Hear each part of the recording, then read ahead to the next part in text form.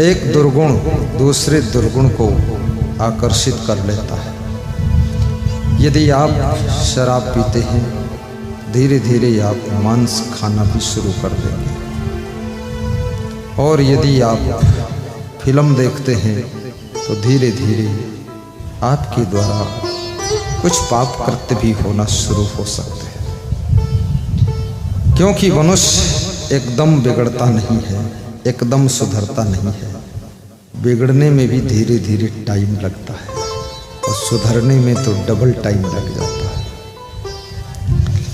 जैसे ट्रेन में बहुत से लोग बैठकर जा रहे हैं और तुम फर्रुखाबाद स्टेशन पहुंचते हो। तुमको भी बैठना है, ट्रेन में भीड़ है, डिब्बे में जगह नहीं है, परंतु उस डिब्बे में कोई पहले से परिचित व्यक्ति बैठा है तो कहता है आइए आइए, यहाँ ठीक है आइए। जगह नहीं है, फिर भी तुम्हारा हाथ पकड़कर खींचकर और सीट में इधर उधर आगे पीछे करके तुमको बिठा लेता है। ऐसे ही एक दुर्गुण अगर तुम्हारे अंदर है तो दूसरे दुर्गुणों को भी बुलाकर खींचकर आपके भीतर एडजस्ट कर देता है। इसलिए दुर्गुण को दूर करना चाहिए। हजार फूल कम है गला को सजाने के लिए, एक दुर्गुण काफी है जिंदगी भर रुलाने के लिए। एक छेंद काफी है नाव को डुबाने के लिए, और एक भूल काफी है रिश्तों को बिगाड़ने के लिए, रिश्तों को बिगाड़ने के लिए। जिंदगी मधुबन भी है और जिंदगी गुलशन भी है, जिंदगी मधुबन भी है और जिंदगी गुलशन भी है।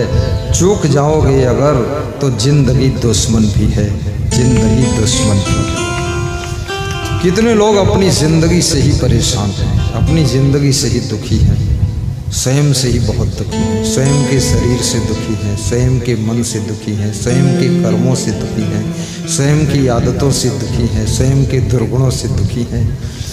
उनको दूसरा कोई दुख नहीं दे रहा है, वे खुद ही दुखी हो रहे हैं। तो मैंने बताया कि एक दुर्गुण दूसरे दुर्गुण को बुला लेता है। किसी गांव में एक ज्योतिषी रहता था। छोटी सी 2 मिनट की कथा है। उसके बाद श्रीमती मिथिलेश कुमारी को जाना है। मैं पहले से ही उनको जाना था, लेकिन साधु संत के चक्कर में पड़ के बहुत टाइम लग जाता है। तो ज्योतिषी के एक लड़की थी और ज्योतिषी मन में सोचता था लड़की का विवाह ऐसे दूल्हा के साथ करूं जिसमें एक भी दुर्गुण ना हो। हर माँ बाप अपनी बेटी का विवाह भगवान राम जैसे लड़के के साथ करना चाहता है। हर माँ बाप अपने लड़के की जो दुल्हन लाना चाहता है वो माँ सीता जैसी कोई पत्नी मिल जाए, बेटे की बहू बनकर आ जाए, ऐसा ढूंढ रहे हैं। ढूंढते ढूंढते ढूंढते ढूंढते बहुत समय हो गया। समय की कद्र कीजिए, समय का महत्व समझिए। समय पर फल तोड़ा ना जाए, वो फल भी सड़ जाता है। और समय पर भोजन न किया जाए तो 56 प्रकार के भोग भी टाइम आउट होने के बाद विकृत हो जाते हैं, खराब हो जाते हैं। किस समय क्या करना है, importance of the 1 minute in life. जीवन में समय का ही महत्व है। समय से ही जीवन बना है। समय खोने का सीधा अर्थ है कि आप अपने जीवन को खो रहे हैं। नीतिकार कहता है अनर्थकम विप्रवासम गृहेभ्यः। जो अपना घर छोड़ करके इधर उधर घूमने में, भटकने में, तफरी मारने में समय को बर्बाद करता है, वो हमेशा दुख ही पाता है। इसलिए समय तुम्हारा इंतजार नहीं करता है, समय तो किसी का इंतजार नहीं करता है। समय का इंतजार आपको करना पड़ता है। कब उचित समय आएगा और कब हम निशाना लगाएंगे और कब हम सफलता की चोटी पर पहुंचेंगे, आपको अपने समय अवसर का इंतजार करना है। तुम अगर सोते रहोगे तो भी समय आएगा और चला जाएगा, तुम रोते रहोगे तो भी समय आएगा चला जाएगा, और तुम बीमार अस्पताल में रहोगे तो भी समय आकर चला जाएगा। और याद रखना, तुम झगड़ा लड़ाई करके जेल में बंद रहोगे तो भी अवसर आपके हाथ से निकलता चला जाएगा। इसलिए फालतू कामों में मत पड़िए, समय का सदुपयोग करें। बड़ा लक्ष्य होना चाहिए, बड़ी सोच, बड़ा इरादा, बड़ा लक्ष्य, बड़ा उद्देश्य। तुम्हारे पास में बुद्धि का भंडार है, तुम अपनी बुद्धि को सही सदुपयोग नहीं कर पाते हो। बहुत सी बुद्धि पारिवारिक कले कलेश में खर्च हो जाती है, बहुत सी तुम्हारी बुद्धि सांसारिक उपद्रवों में खर्च हो जाती है, बहुत सी तुम्हारी बुद्धि एक दूसरे के प्रपंच में खर्च हो जाती है। उलझने हजार हैं, उन उलझनों से पार होना है और फिर तुमको कुछ दुनिया में बड़ा करना है। कितने लोग तो अपने पति पत्नी में ही उलझे रहते हैं, रोज तर्क वितर्क करते रहते हैं। पति सोचता पत्नी को हरा दूं अपनी बात से, पत्नी सोचती पति को हरा दूं। 20 साल से हारने जीतने का प्रोग्राम चल रहा है, न पति हारा है न पत्नी जीती, लेकिन घर बर्बाद हो गया। तो विचार करना है, पति की हार पत्नी की हार है, पति की जीत पत्नी की जीत है। पति पत्नी के शरीर तो दो हैं, लेकिन दोनों का जीवन तो एक में जुड़ा हुआ है। इसलिए पति को हराने का मतलब है पत्नी खुद हार जाएगी, और पत्नी को हराने का मतलब है पति खुद हार गया। दोनों को हराने की कोशिश न करें, दोनों को जिताने की खुशी मनाएं, तो जिंदगी में सफलता और ऊंचाई मिल सकती है। अन्यथा जहां के तहां खड़े रहोगे। तो ज्योतिषी जी विवाह ढूंढ रहे हैं। विवाह ढूंढना आसान नहीं है। इस संसार में कोई भी चुनाव करना आसान नहीं है, और पूर्ण जिंदगी चुनाव से भरी हुई है।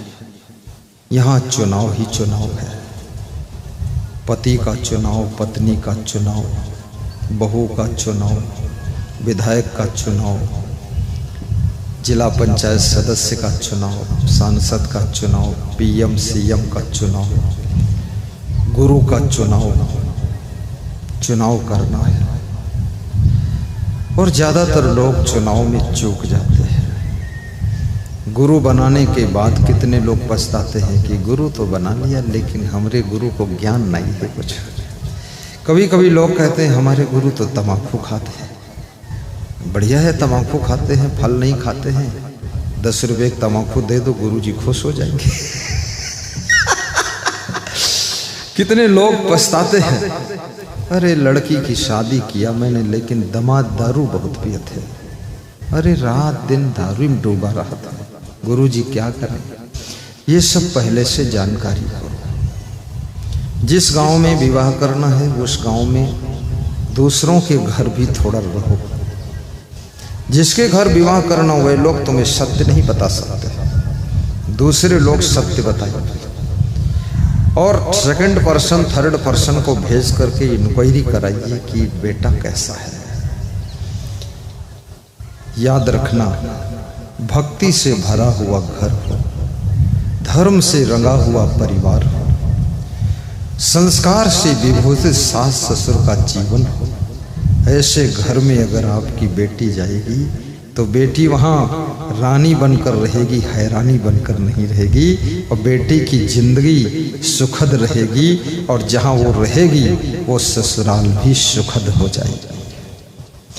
संस्कार लीजिए, जिद करना, हट करना, क्रोध करना ये तो बिल्कुल छोड़ दीजिए, क्योंकि लोगों को टाइम नहीं है तुम्हारी जिद से भिड़ने के लिए, लोगों को समय नहीं तुम्हारे क्रोध को झेलने के लिए। क्रोध करके कितना लोग पीछे पहुंच गए।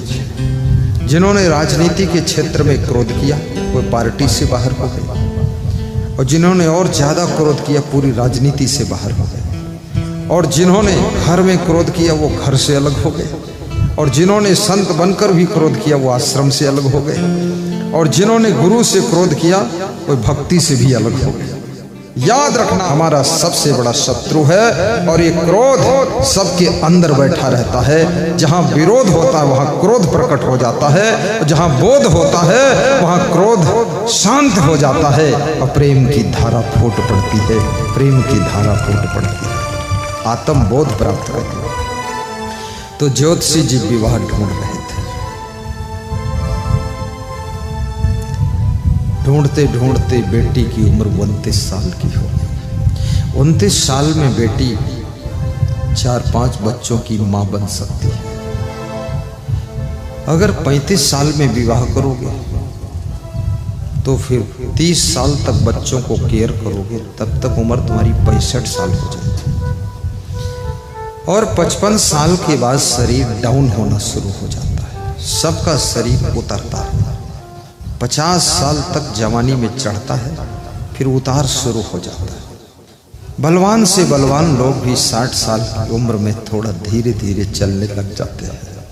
65 साल की उम्र में थोड़ा सहारा लेना पड़ने लग जाता है। और 75 साल में तो दिखता भी कम है, सुनते भी कम है, बोलते भी कम है, आराम करने की इच्छा होती है। देर में विवाह करोगे, बच्चों का पालन पोषण करते करते 65-70 साल की उम्र हो जाएगी और तब तुम्हारा शरीर असमर्थ होगा तो बच्चों को सेटल कैसे करोगे। इसलिए अगर विवाह करना है तो विवाह भी जल्दी कीजिए और साधु बनना है तो साधु भी जल्दी बनिए। कितने लोग साधु बनते हैं 80 साल की उम्र में और मेरे गुरु के पास आते हैं, कहते गुरु जी हम आपकी सेवा करेंगे। तो गुरु जी ऐसा बोलते हैं कि लगता है तुम्हारी सेवा हमको करना पड़ेगा, क्योंकि हमसे ज़्यादा तुम कमज़ोर हो, तुम मेरी सेवा क्या करो। मैं 21 साल की उम्र में संत हुआ, 15 साल की उम्र में संत होने के लिए संकल्प लिया। गुरु ढूंढते ढूंढते 21 साल उम्र हो गई। शिक्षा की योग्यता पोस्ट ग्रेजुएट हो गई तब तक। लेकिन गुरु मैंने गुजरात, राजस्थान, बिहार, न जाने कहाँ कहाँ ढूंढा, खुद गया। बड़े बड़े नामधारी गुरुओं के पास गया और देखा, सुना, रहा वहाँ। चटाई पर पड़ा रहा 3-3 दिन तक, वह फर्श पर चटाई पर गर्मी में, और गुरु की तलाश कर रहा था। उनको ये पता नहीं था जो ये बालक गुरु ढूंढने आया है ये भी बहुत बड़ा गुरु बनने वाला है, उनको ये मालूम नहीं था। बहुत लोगों ने कष्ट भी दिया, बहुत लोगों ने प्रेम भी किया, बहुत लोगों के यहाँ व्यवहार अच्छा लगा लेकिन उनका विचार अच्छा नहीं लगा। बहुत लोगों के यहाँ आश्रम अच्छा लगा लेकिन उनके आश्रम के नियम अच्छे नहीं लगे। बहुत लोगों के यहाँ तो कुछ भी अच्छा नहीं लगा, लेकिन भोजन सब जगह किया और ताली बजाकर निकलते चले गए। जो जो लोग मुझको मिले बोले हाँ तुम बहुत अच्छे हो, हमारे शिष्य बन जाओ। मैंने कहा मैं ऐसे शिष्य बनने वाला नहीं, सोच विचार कर शिष्य बनूंगा। गुका रस्ट अंधकार रस्त गुका रस्तन निरोध कृत अंधकार विनश्चित गुरु रित्य विधीयते। गुरु कौन है? जो अंधकार से प्रकाश की ओर ले जाता है उसका नाम गुरु होता है। जो मृत्यु से अमृत का ज्ञान कराता है उसका नाम गुरु होता है। जो आवागमन से मुक्त करता उसका नाम गुरु होता है। जो हमारी जिंदगी में कल्याण को शुरू करता उसका नाम गुरु होता है। गुरु केवल नाम का नहीं होना चाहिए, गुरु हमारे काम का होना चाहिए। बोली सदगुरु भगवान की जय। तो ढूंढते ढूंढते बेटी 29 साल की हो गई। एक दिन ज्योतिषी की पत्नी ने कहा कि पति देव ज्यादा छानबीन मत करो, कोई 1-2 दुर्गुण भी हो तो भी बेटी का विवाह कर दो। संसार में दूध का धोया तो कोई नहीं है, कुछ न कुछ तो कमी रहती ही है। छोटी मोटी कमी हो तो भी रिश्ता मन मार के जोड़ना पड़ता है। ज्योतिषी जी ने कहा एक लड़का ऐसा मिला है उसमें केवल एक दुर्गुण है, एक दुर्गुण है, बात मत करो दुर्गुण की, शादी कर दो। शादी हो गई, बेटी ससुराल चली गई। जिस दिन बेटी ससुराल जाती है माता पिता बहुत रोते हैं, पिता बहुत रोता है, क्योंकि बेटा कहीं चला जाए तो भी पिता नहीं रोता है, लेकिन बेटी जब ससुराल जाती है तो पिता को बहुत दुख होता है। बड़े बड़े कठोर हृदय वाले पिताओं को देखा गया फूट फूट कर रोते हुए। इसलिए बेटियों को सोचना चाहिए, किसी के प्यार में मत फंसो, बेविचार में मत फंसो और बकवास में मत फंसो। अपने पिता के दिल को भी देखो, अपने माँ के दिल को भी देखो। याद रखना, जो बेटी अपने माँ बाप की नहीं हुई, जो बेटा अपने माँ बाप का नहीं हुआ, वो बेटा किसी लड़की का भी नहीं हो सकता है, वो बेटी किसी लड़के की भी नहीं हो सकती है। जब दांव मिलेगा तो वहाँ भी छलांग मारकर कहीं निकल जाएगी। इसलिए ऐसी गलती मत करो। माँ बाप का प्रेम निभाओ। जो माँ बाप का प्रेम निभाता है, माँ बाप का सम्मान बढ़ाता है, सास ससुर का सम्मान बढ़ाता है, याद रखना उस पर भगवत कृपा होती है। बेटी ससुराल जाती है, जिस दिन बेटी ससुराल जाती है, माता पिता का मन बड़ा हल्का फुल्का हो जाता है। उनको ऐसा लगता है हमने अपने बहुत बड़े कर्तव्य का निर्वहन कर दिया है। उनको ऐसा लगता है जिंदगी का जो बहुत कठिन कार्य था आज वो पूरा हो गया है।